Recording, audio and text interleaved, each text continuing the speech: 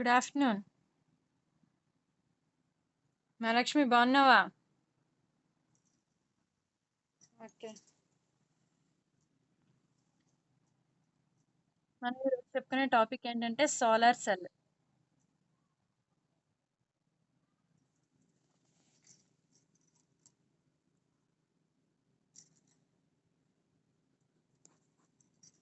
What is meant by solar cell అంటే solar cell అనేది ఒక పిఎన్ జంక్షన్ డయోడ్ అన్నమాట.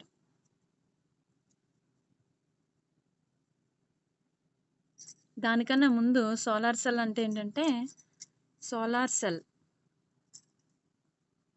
సోలార్ సెల్ చేసే పని ఏంటంటే సన్ నుంచి వచ్చిన లైట్ ఎనర్జీని ఎలక్ట్రికల్ ఎనర్జీగా కన్వర్ట్ చేస్తుంది.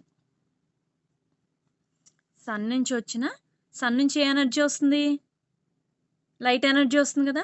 సన్ నుంచి వచ్చిన లైట్ ఎనర్జీని ఎలక్ట్రికల్ ఎనర్జీగా కన్వర్ట్ చేసేదాన్ని ఏమంటారంటే సోలార్ సెల్ అంటారు. మన చాప్టర్ ఏంటి? Renewable energy. అందులో రెన్యూవబుల్ ఎనర్జీ సోర్సెస్లో మ్యాక్సిమం ఏంటంటే సోలార్ సెల్. సన్ నుంచి వచ్చిన రేడియేషన్స్ అనేవి ఎప్పుడూ తరగని వనరు.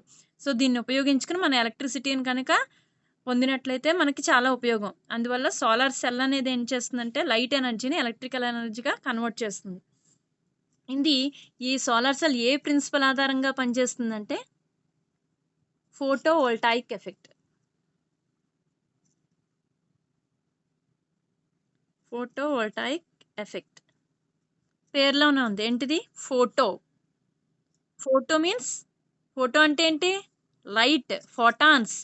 లైట్ ఎలా వస్తుంది? ప్యాకెట్స్ ఆఫ్ ఎనర్జీ అంటాం కదా, హెచ్న్యూ అని. So photo means light. Photo voltaic effect. Voltaic effect అంటే వోల్టేజ్ డిఫరెన్స్ అనేది క్రియేట్ అవుతుంది. దీని ఏమంటారంటే ఫోటో వోల్టాయిక్ ఎఫెక్ట్. ఈ ఫోటో అంటే లైట్ పడడం వల్ల పొటెన్షియల్ డిఫరెన్స్ క్రియేట్ అయ్యి ఎలక్ట్రికల్ ఎనర్జీ వస్తుంది. కాబట్టి ఇది ఏ ప్రిన్సిపల్ ఆధారంగా పనిచేస్తుందంటే solar cell photo voltaic effect. అర్థమైందమ్మా ఇక్కడ మీకు? ఏమా?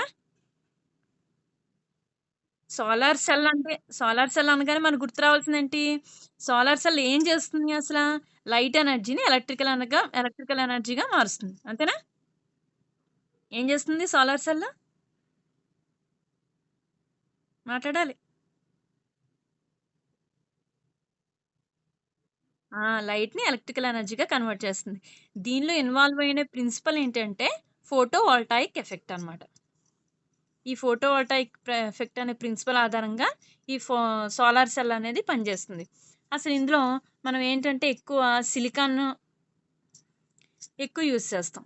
ఈ సిలికాన్‌లో ఏముంటుంటాయి?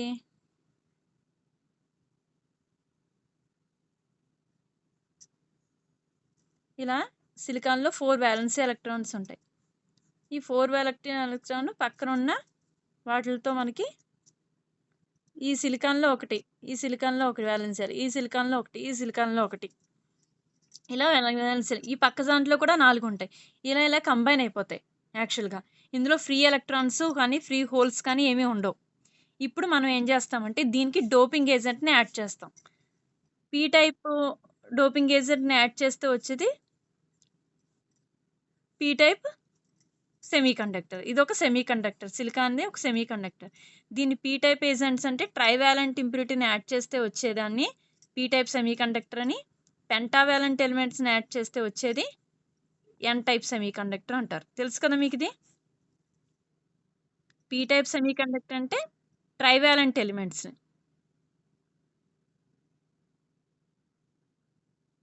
పెంటావాలెంట్ ఎలిమెంట్స్ అంటే ఎన్ టైప్ సెమీకండక్టర్స్ అంటే పెంటావాలెంట్ ఎలిమెంట్ అంటే ఆర్సెనిక్, యాంటిమోనీ, బిస్మత్ ఇవి యాడ్ చేస్తే ట్రైవాలెంట్. ఎన్ టైప్లో ఫాస్ఫరస్, ఆర్సెనిక్, యాంటిమోనీ, బిస్మత్ ఇవి యాడ్ చేస్తే ఎన్ టైప్ సెమీకండక్టర్. అంటే పెంటావాలెంట్ ఎలిమెంట్ని యాడ్ చేస్తే ఎన్ టైప్. ఇప్పుడు పీ టైప్, ఎన్ టైప్ ఉన్నాయి. ఇందులో పీ టైప్లో ఏవి ఎక్కువగా ఉంటాయి? హోల్స్ ఎక్కువగా ఉంటాయి. ఎన్ టైప్లో ఎలక్ట్రాన్స్ ఎక్కువగా ఉంటాయి. ఇప్పుడు పెంటావాలెంట్ అంటే 5 వాలెన్సీ 5. ఇప్పుడు దీనికే ఇక్కడ సిలికాన్ ఉంది, నెంబర్ ఆఫ్ సిలికాన్స్ ఉంటాయి. ఈ పక్కన ఒక సిలికాన్ ఉంది, ఈ పక్కన ఒక సిలికాన్ ఉంది, ఈ పక్కన ఒక సిలికాన్ ఉంది. ఈ సిలికాన్ ఒకటి, ఈ సిలికాన్ ఒకటి, ఈ సిలికాన్ నుంచి ఒకటి, ఈ సిలికాన్ నుంచి. ఇప్పుడు ఎప్పుడైతే పెంటావాలెంట్ ఫాస్ఫరస్ పెట్టామో ఇందులో 5 కదా, పెంటా అంటే 5 వాలెన్స్ ఎలక్ట్రాన్స్ ఉంటాయి. ఇంకొక ఎలక్ట్రాన్ మిగిలిపోతుంది. అంటే ఇక్కడ ఫ్రీ ఎలక్ట్రాన్ ఉంటుంది. ఇక్కడ ఫ్రీ ఎలక్ట్రాన్ ఉంటుంది కదా, సన్ రేడియేషన్స్ ఇలా వస్తే ఈ ఫ్రీ ఎలక్ట్రాన్ మూవ్ అవుతుంది కదా, అప్పుడు కరెంట్ వస్తుంది కదా అనుకుంటే కుదరదు. అలా రాదు కరెంట్. ఈ ఎలక్ట్రాన్ మూవ్ అవ్వడానికి కొంత డ్రిఫ్ట్ వెలాసిటీ అనేది అవసరం అవుతుంది. ఈ డ్రిఫ్ట్ వెలాసిటీ ఎలా వస్తుంది అంటే అప్పుడు ఏం చేయాలి, ఒక ఎన్ టైప్ మెటీరియల్ని అలాగే పీ టైప్ మెటీరియల్ని ఈ రెండింటినీ కలిపి శాండ్విచ్ చేస్తాం అనమాట. కలిపితే దీన్ని ఏమంటారు దీన్ని పిఎన్ ఏమంటారు పిఎన్ జంక్షన్ డయోడ్ అంటారు. ఇలా ఒక పిఎన్ జంక్షన్ డయోడ్ని తీసుకుంటాం. ఒక పీ టైప్ మెటీరియల్ని ఒక ఎన్ టైప్ మెటీరియల్ని శాండ్విచ్ చేస్తూ వచ్చేది పిఎన్ జంక్షన్ డయోడ్. ఇందులో ఏమవుతుంది అంటే ఇందులో ఎలక్ట్రాన్స్ ఎక్కువగా ఉంటాయి, ఇందులో హోల్స్ ఎక్కువగా ఉంటాయి. ఎప్పుడైతే ఇక్కడ ఎలక్ట్రాన్స్ ఇక్కడ హోల్స్ ఉంటాయో ఇక్కడ ఉన్న ఎలక్ట్రాన్స్కి ఇటు మూవ్ అవుతూ ఉంటాయి, ఇక్కడ ఉన్న హోల్స్ ఇటు మూవ్ అవుతూ ఉంటాయి. కొన్ని కంబైన్ అయిపోతాయి, ఎలక్ట్రాన్ హోల్స్ కంబైన్ అయిపోతాయి. లాస్ట్కి ఏమవుతుందంటే ఈ హోల్స్ అన్ని ఇటువైపు చేరుతాయి, ఈ ఎలక్ట్రాన్స్ అన్ని ఇటువైపు చేరుతాయి. అప్పుడు ఏమవుతుంది అంటే ఇది ఎన్ టైప్, ఇది పై టైప్ కదా, ఇక్కడ ఏంటంటే డిప్లీషన్ రీజన్ అనేది ఏర్పడుతుంది. అంటే ఈ హోల్స్ అనేవి ఇక్కడ ట్రావెల్ అవుతాయి. హోల్స్ అంటే పాజిటివ్ ఛార్జ్, అంటే ఎలక్ట్రాన్ లేమిని ఏమంటారంటే పాజిటివ్ అంటాం. ఇది ఎన్ టైప్ అంటే ఎలక్ట్రాన్స్ కదా, ఈ ఎలక్ట్రాన్స్ అన్ని ఇటు షిఫ్ట్ అవుతాయి. అప్పుడు ఇక్కడ ఒక ఎలక్ట్రిక్ ఫీల్డ్ అనేది క్రియేట్ అవుతుంది అనమాట. అంటే పీ టైప్లో ఉన్న హోల్స్ అటువైపు వెళ్తే ఎన్ టైప్లో ఉన్న ఎలక్ట్రాన్స్ ఇటు వస్తాయి. ఇలా కంబైన్ అయిపోతాయి ఇక్కడ డిప్లీషన్ రీజిలో. కొన్ని ఏమవుతాయి, ఇక్కడ పాజిటివ్ హోల్స్ ఇక్కడికి వెళ్తే ఇక్కడ ఎలక్ట్రాన్స్ ఇక్కడికి వస్తాయి. ఇలాగ ఒక ఎలక్ట్రిక్ ఫీల్డ్ అనేది జనరేట్ అవుతుంది. ఇప్పుడు ఏం చేస్తామంటే అసలు సంగతి ఇక్కడ ఇలా పిఎన్ జంక్షన్ డయోడ్ తయారైంది. ఈ మధ్యలో ఉన్న రీజన్ ఏమంటారంటే డిప్లీషన్ రీజన్ అంటారు. ఎప్పుడైతే ఈ సోలార్ రేడియేషన్స్ ఇక్కడ వరకు అర్థమైందా? ఇప్పుడు ఎలక్ట్రిక్ ఫీల్డ్ వస్తుంది కాబట్టి దీనికి డ్రిఫ్ట్ వెలాసిటీ అనేది వస్తుంది ఈ ఎలక్ట్రాన్స్కి. ఎప్పుడు నువ్వు కొంత హీట్ ఇచ్చినప్పుడు, ఎనర్జీ లైట్ ఎనర్జీని, అంటే సోలార్ రేడియేషన్స్ ఇందు మీద పడతాయి. ఎప్పుడైతే సోలార్ రేడియేషన్స్ ఇందులో ఇంపోజ్ అయ్యాయో ఇప్పుడు ఏమవుతుందంటే ఇందులో ఉన్న ఎలక్ట్రాన్స్ హోల్స్ కంబైన్ అయి ఉంటాయి కదా, ఇవి రెండు బాండ్ బ్రేక్ చేసుకుంటాయి. అప్పుడు ఏమవుతాయి, ఎలక్ట్రాన్స్ హోల్స్గా విడిపోతాయి. ఈ ఎలక్ట్రాన్స్ అనేవి ఎన్ టైప్లోకి ఎక్కువ ట్రావెల్ అయిపోయి ఇక్కడ హోల్స్ అనేవి పీ టైప్కి వస్తాయి. ఎన్ టైప్లో ఎలక్ట్రాన్స్ ఎక్కువగా మూవ్ అయిపోతూ ఉంటాయి. అంటే డిప్రెషన్ రీజన్లో ఉన్నవి ఇప్పుడు ఎప్పుడైతే సన్ రేడియేషన్స్ ఇక్కడ చేరుకుంటాయో ఇందులో ఉన్న బాండ్స్ బ్రేక్ అవుతాయి, ఎలక్ట్రాన్ హోల్ పెయిర్ క్రియేట్ అవుతాయి. అప్పుడు ఎలక్ట్రాన్స్ అన్నీ ఎన్ రీజన్లోకి, హోల్స్ అన్నీ పీ రీజన్లో ఎక్కువైపోతాయి. ఇలా ఎక్కువైనప్పుడు ఎప్పుడైతే నువ్వు లోడ్ని ఇక్కడ కనెక్ట్ చేసావో, లోడ్ అంటే సపోజ్ ఏ రెసిస్టెన్స్ పెట్టి లోడ్ బ్యాటరీగా సేవ్ చేసుకోవచ్చు, లేదంటే ఇక్కడ ఒక బల్బ్ పెట్టావు అనుకో, ఇక్కడ మెటల్ కాంటాక్ట్ ఉంటుంది, ఇక్కడ ఒక మెటల్ కాంటాక్ట్ ఉంటుంది. ఈ ఎలక్ట్రాన్స్ ఏమవుతాయి, ఇందులోంచి ఇలా ట్రావెల్ అవుతాయి, ఇలా ట్రావెల్ అవుతుంది, బల్బు వెలుగుతుంది. అంటే ఎలక్ట్రాన్స్ తనకు ఉండే ఎనర్జీని కోల్పోతుంది. ఇక్కడ ఈ బల్బు అనేది లైటింగ్ అవుతుంది, లైట్ వెలుగుతుంది. ఇప్పుడు ఈ ఎనర్జీ కోల్పోయిన ఈ ఎలక్ట్రాన్స్ ఉంటాయి కదా, ఈ ఎలక్ట్రాన్స్ ఇలా చేరుకుని ఈ హోల్స్తో కంబైన్ అయిపోతాయి. ఇక్కడ హోల్స్ ఉంటాయి కదా ఎక్కువ అండ్ పీ టైప్ దగ్గర, ఈ హోల్స్తో కంబైన్ అయిపోతుంది. ఆ విధంగా ఈ ఎలక్ట్రాన్స్ అని ఇలా ట్రావెల్ అయ్యి ఇలాగా లైట్ అనేది మనకి ఎలక్ట్రికల్ ఎనర్జీ అనేది జనరేట్ అవుతుంది. ఇది పిఎన్ జంక్షన్ డయోడ్లో జరిగే ఫినామినా. అర్థమైందమ్మా మీకు? చూడండి మళ్ళీ చెప్తాను. సోలార్ సెల్ అనేది ఏంటంటే మీకు ఒక షేర్ చేస్తాను, ఒక పిక్చర్ షేర్ చేస్తాను.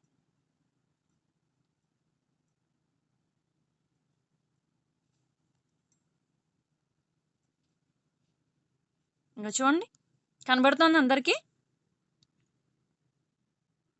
ఇప్పుడు సన్ రేడియేషన్స్ వస్తున్నాయి, సోలార్ రేడియేషన్స్ వస్తున్నాయి. వచ్చినప్పుడు పైన ఉన్నది ఏంటంటే ఎన్ టైప్ మెటీరియల్, కింద ఉన్నది పీ టైప్ మెటీరియల్. మధ్యలో డిప్లీషన్ రీజన్ అనేది ఎక్కువ అవుతూ ఉంటుంది. ఎప్పుడైతే డిప్లీషన్ రీజన్లో ఉన్న ఎలక్ట్రాన్ హోలు విడిపోతాయో అప్పుడు ఈ ఎలక్ట్రాన్స్ ఎన్ టైప్ దగ్గరికి మూవ్ అవుతాయి, హోల్స్ పీ టైప్ దగ్గరికి మూవ్ అవుతాయి. ఎప్పుడైతే ఎన్ టైప్ దగ్గరికి ఎలక్ట్రాన్ మూవ్ అయ్యో ఆ ఎలక్ట్రాన్స్ పైన జంక్షన్ ఉంది కదా, ఇక్కడికేమో ఎలక్ట్రాన్స్ చేరుకుంటాయి, ఇక్కడికేమో హోల్స్ వెళ్తాయి ఎన్ టైప్లో.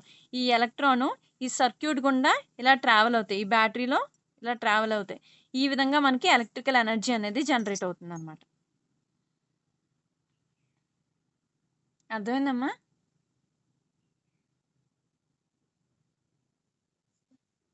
ఓకే.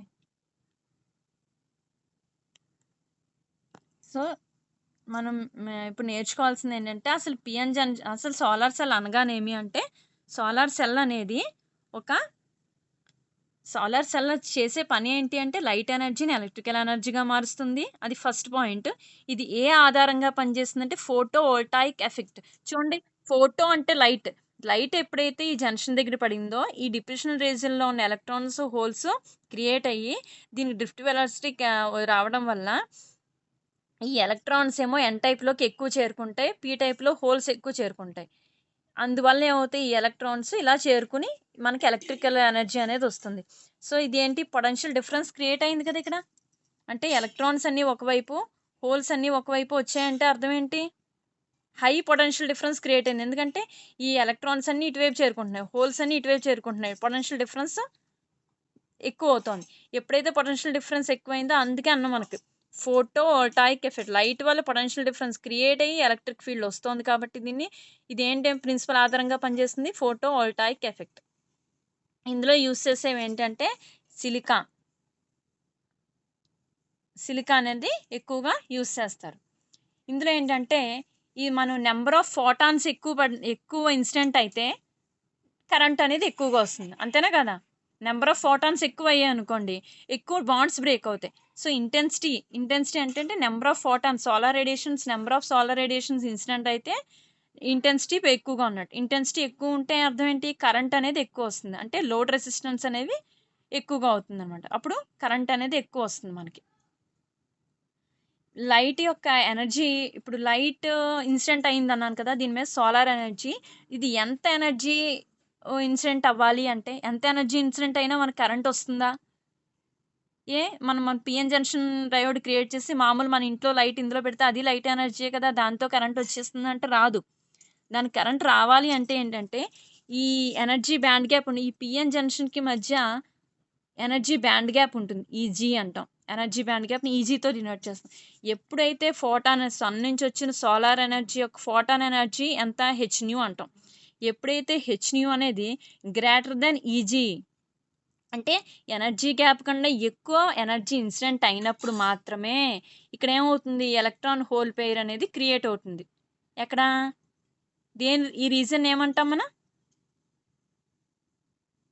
ఏమంటాం ఈ రీజన్ని, డిప్లీషన్ రీజియన్.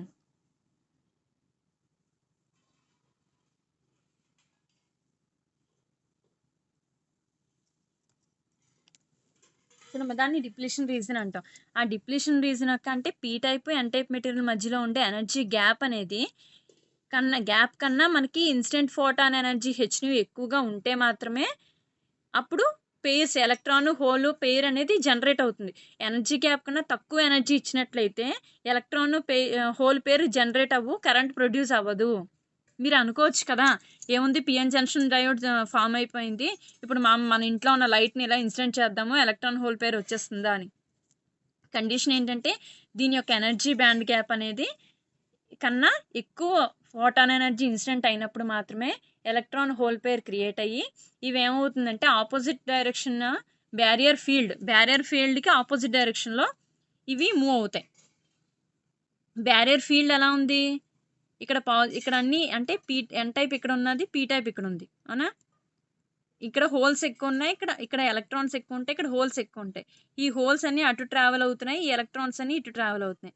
చూడండి, ఇక్కడ పాజిటివ్, ఇక్కడ నెగిటివ్. బ్యారియర్ వోల్టేజ్ ఎలా ఉంది, పైనుంచి కిందకు ఉంది. దీనికి ఆపోజిట్ డైరెక్షన్లో చూడండి, ఇటు నెగిటివ్ వచ్చింది, ఇక్కడ పాజిటివ్. ఇలా దీనికి ఆపోజిట్ డైరెక్షన్లో మనకి ఇక్కడ ఎలక్ట్రాన్ మోషన్, హోల్ మోషన్ అనేది జరుగుతుంది. ఇలా ఎలక్ట్రాన్స్ ఏమో ఎన్ టైప్కి, హోల్స్ పీ టైప్కి మూవ్ అవుతున్నాయి. ఈ విధంగా డిప్లీషన్ రీజన్ విడ్త్ పెరుగుతుంది. ఇక్కడ ఎన్ టైప్లో ఎలక్ట్రాన్స్ బయట మనం కనెక్ట్ చేసిన సర్క్యూట్ ఆధారంగా ఫ్లో అయ్యి మనకి కరెంట్ ఎలక్ట్రిక్ ఎనర్జీ అనేది జనరేట్ అవుతుంది. ఒక్క నిమిషం అండి. అర్థమైందా మీకు? మళ్ళీ చెప్పమంటారా? లైట్ ఎప్పుడైతే జంక్షన్ ఓకే అమ్మా, ఓకే, వెరీ గుడ్. ఇప్పుడు ఎలక్ట్రాన్స్ ఏ టైప్కి మూవ్ అవుతున్నాయి? లైట్ పడిన తర్వాత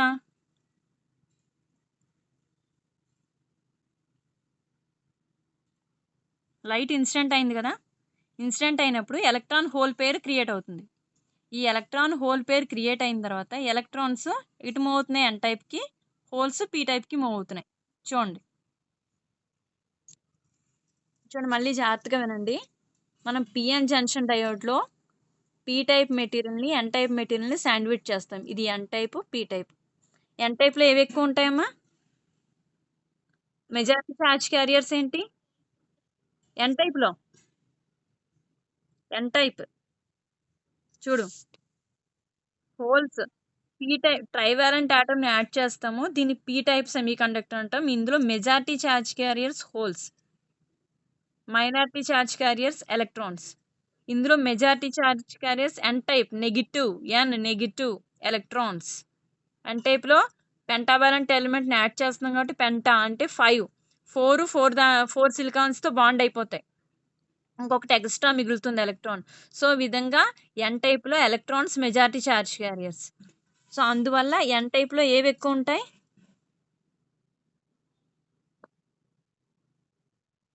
electrons majority charge carriers in N type electrons.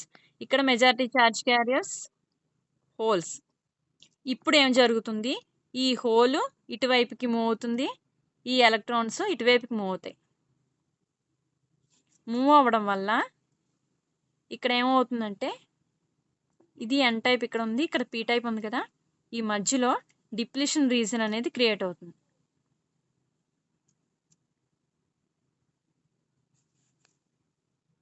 చూడండి, హోల్స్ ఇటు, ఎలక్ట్రాన్స్ ఇటు మూవ్ అవుతాయి. హోల్స్ ఇటు, ఎలక్ట్రాన్స్ ఇటు మూవ్ అవుతాయి. ఈ మధ్యలో డిప్లీషన్ రీజన్ అనేది క్రియేట్ అవుతుంది. ఇలా డిప్లీషన్ రీజన్ క్రియేట్ అయిన తర్వాత ఇప్పుడు ఏమైంది చూడండి,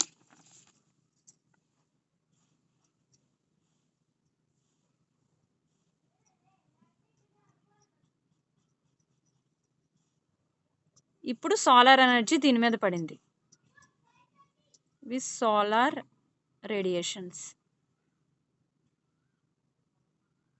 దీని యొక్క ఈ రీజన్ ఏమని చెప్పాం మనం? ఏమన్నా? Depletion reason. ఈ ఎన్ టైప్కి పీ టైప్కి మధ్య ఎనర్జీ గ్యాప్ అని దేంతో డినోట్ చేసాము? ఈజీ. ఇక లైట్ సోలార్ ఎనర్జీ దీని మీద పడుతుంది కదా, ఈ సోలార్ రేడియేషన్స్ యొక్క అంటే solar radiations photons of energy h nu. మన కండిషన్ ఏంటి? ఇక్కడ ఎలక్ట్రాన్ హోల్ పేరు క్రియేట్ అవ్వాలి అంటే సన్ నుంచి వచ్చిన రేడియేషన్ యొక్క ఎనర్జీ అనేది ఈ ఎనర్జీ బ్యాండ్ గ్యాప్ కన్నా ఎక్కువ ఉండాలి. That is h nu greater than Eg. Energy band gap కన్నా సోలార్ ఎనర్జీ ఎక్కువ ఇన్సిడెంట్ అవ్వాలి. అయినప్పుడు మాత్రమే ఈ డిప్లీషన్ రీజన్లో ఎలక్ట్రాన్ హోల్ పేర్స్ క్రియేట్ అవుతాయి. ఈ ఎలక్ట్రాన్స్ హోల్ పేర్ క్రియేట్ అయిన తర్వాత ఏమవుతుందంటే ఇది ఎన్ టైప్, ఇది పీ టైప్ కదా, ఇప్పుడు ఎలక్ట్రాన్ హోల్ పేర్ క్రియేట్ అయ్యాయి. ఎందువల్ల క్రియేట్ అయ్యాయి? సన్ రేడియేషన్స్ పడడం వల్ల. నెంబర్ ఆఫ్ ఫోటాన్స్ ఎక్కువ ఇన్సిడెంట్ అయ్యాయి అనుకోండి, నెంబర్ ఆఫ్ బాండ్స్ ఎక్కువ బ్రేక్ అవుతాయి. సో ఎక్కువ లైట్ ఇన్సిడెంట్ అయితే ఎక్కువ బాండ్స్ బ్రేక్ అవుతాయి. ఎక్కువ బాండ్స్ బ్రేక్ అవుతే ఎక్కువ ఎలక్ట్రాన్స్ క్రియేట్ అవుతాయి. బాండ్ బ్రేక్ అయితే కదా క్రియేట్ అవుతాయి ఎలక్ట్రాన్స్. ఎక్కువ ఎలక్ట్రాన్ హోల్ పేర్స్ క్రియేట్ అవుతాయి. ఇప్పుడు ఈ ఎలక్ట్రాన్ ఎన్ వైపుకి ట్రావెల్ అవుతుంది, ఈ హోల్స్ పీ వైపుకి ట్రావెల్ అవుతాయి. ఇలా ట్రావెల్ అయితే ఇది ఎన్ టైప్, ఇది పీ టైప్ అన్నాం కదా, ఇక్కడ అన్నీ ఏమున్నాయి ఇప్పుడు? ఎలక్ట్రాన్స్, ఇక్కడ అన్ని హోల్స్ ఉన్నాయి. ఇప్పుడు ఇక్కడ ఒక మెటల్ కాంటాక్ట్ ఉంటుంది.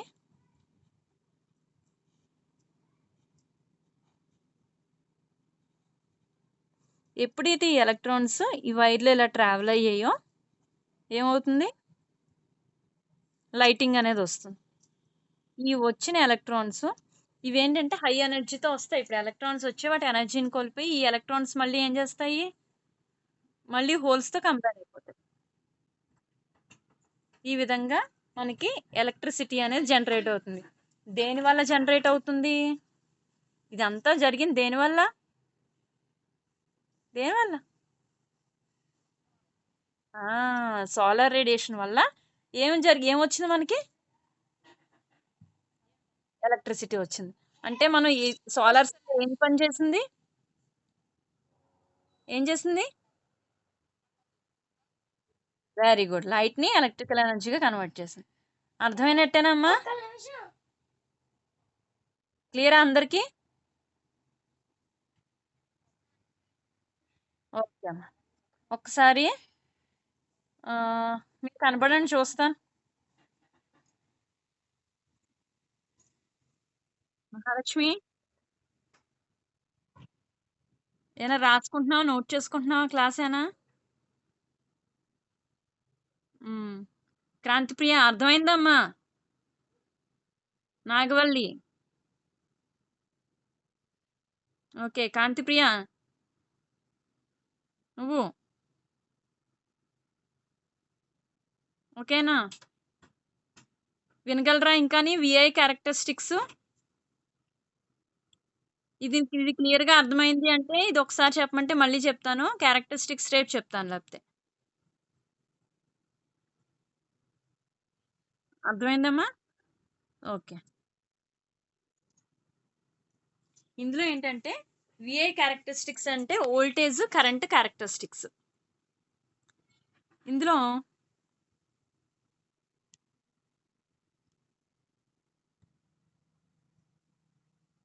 విఐ క్యారెక్టరిస్టిక్స్ అని దేన్నేమంటామంటే voltage, current characteristics of solar cell.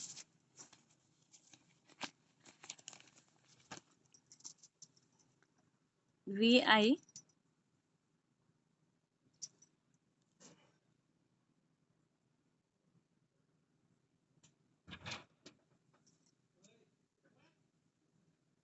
VI characteristics of solar cell.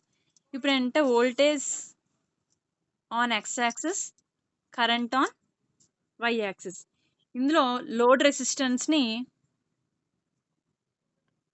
Resistance అంటే ఆర్ఎల్.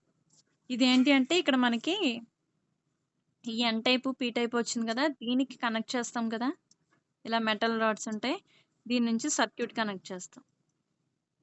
దీన్ని ఏమంటారంటే లోడ్ రెసిస్టెన్స్ ఆర్ఎల్ అంటాం. ఇది ఒక ఎక్స్టర్నల్ సర్క్యూట్. ఎక్స్టర్నల్ సర్క్యూట్‌లో మనం ఏం కనెక్ట్ చేస్తాము? లోడ్ కనెక్ట్ చేస్తాం. ఇందులో ఫ్లో అయ్యే కరెంట్‌ని ఏమంటామంటే లోడ్ కరెంట్ అంటాం. ఈ లోడ్ కరెంట్ అనేది proportional to intensity of light.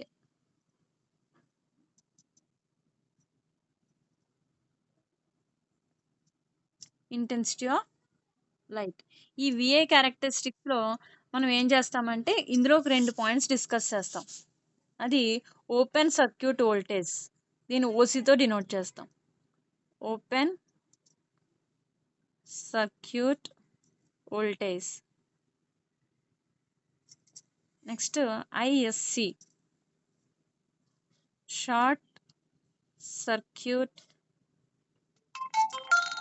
Current. Open circuit voltage, short circuit current.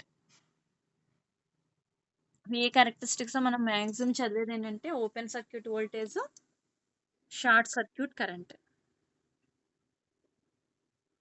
ఓకేనమ్మా? 2 మాటలు రాసుకోండి.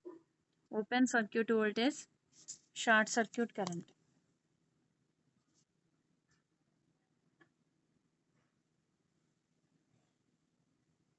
ఈ డయాగ్రామ్ కూడా వేసుకోండి. External circuit diagram.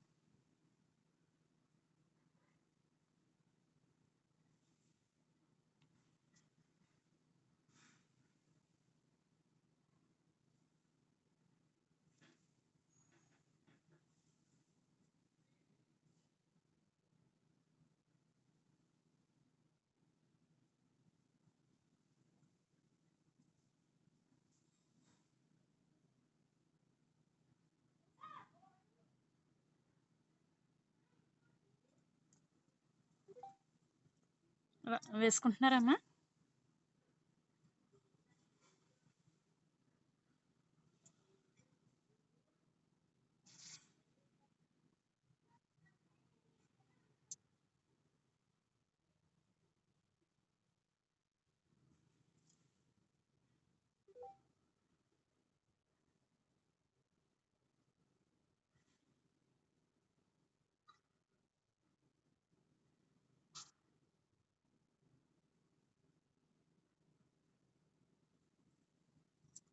Okay, next VOC, దీని ఏమన్నాము?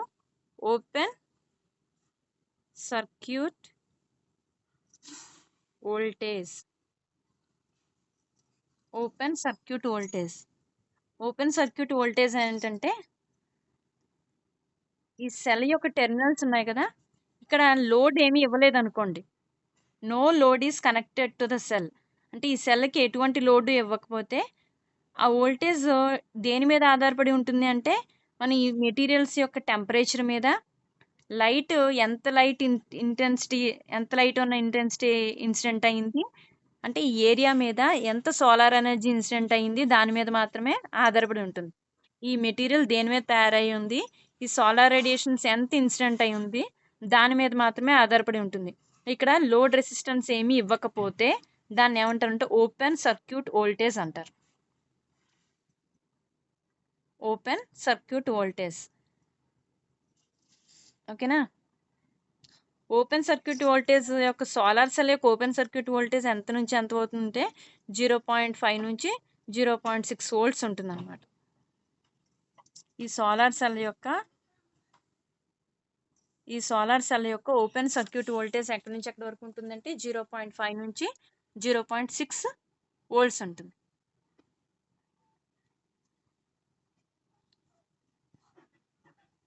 మీకు ఒక స్క్రీన్ షేర్ చేస్తాను చూడండి.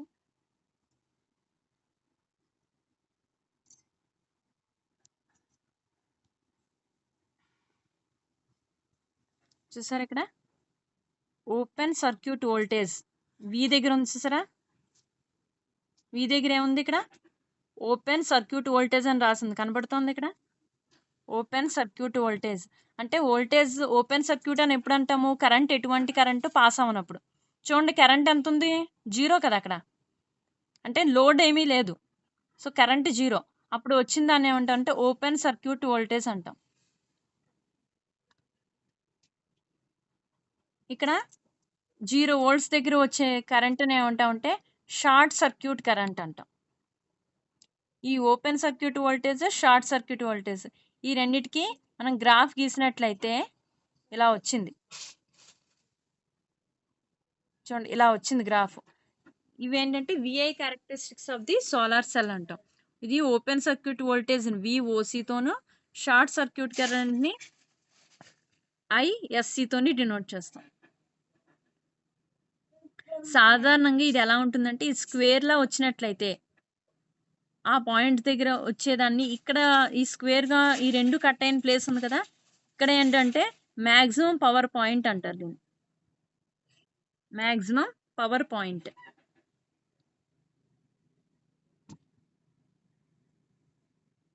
సో మ్యాక్సిమం పవర్ పాయింట్ అంటారు దీన్ని. ఒక నిమిషం.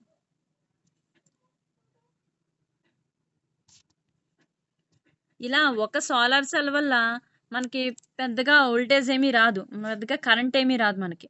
అందువల్ల ఒకటి సరిపోదు, ఇలా నెంబర్ ఆఫ్ సెల్స్ని మనం సిరీస్లో కానీ ప్యారలల్లో కానీ కనెక్ట్ చేయాలి.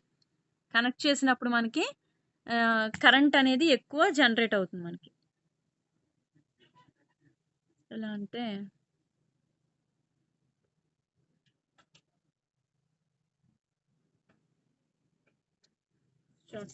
ఇది ఒక సోలార్ సెల్, చాలా చిన్నదన్నమాట, టైనీ, చాలా చిన్నది ఒక సోలార్ సెల్. దీని మీద ఎంత సోలార్ రేడియేషన్స్ పడుతుంది? చాలా తక్కువ కదా. ఇలాంటి సోలార్స్ అన్ని నెంబర్ ఆఫ్ సిరీస్లోని ప్యారలల్లా కానీ ఇలా కన్వర్ట్ చేస్తాం, కనెక్ట్ చేస్తాం ఇలా నెంబర్ ఆఫ్ సోలార్ సెల్ని. దీన్ని ఏమంటామంటే సోలార్ ప్యానల్ అంటాం. మనం బయటికి వెళ్తున్నప్పుడు చూస్తూ ఉంటాం పెద్ద పెద్ద సోలార్ ప్యానల్స్ ఇలా స్టాండ్లో పెట్టేసి ఉంటాయి. సో, ఎందుకంటే దీని సర్ఫేస్ ఏరియా ఎక్కువుంటే కదా నంబర్ ఆఫ్ సోలార్ రేడియేషన్స్ ఎక్కువ పడే అవకాశం ఉంది. అప్పుడు కదా మాక్సిమం కరెంటొస్తుంది. జస్ట్ ఒక చిన్న సోలార్ సెల్ వల్ల మనకి చాలా తక్కువ కరెంటొస్తది. సో, ఇలాంటి నంబర్ ఆఫ్ సోలార్ సెల్స్‌ని సీరీస్‌లోను, ప్యారలెల్‌గాను ఇలా కనెక్ట్ చేసి పెట్టడం వల్ల మనకి మాక్సిమం పవర్ వచ్చే అవకాశం ఉంది.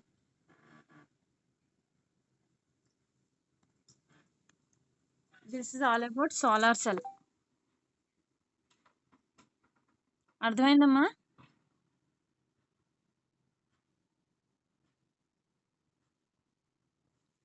ఓకేనా?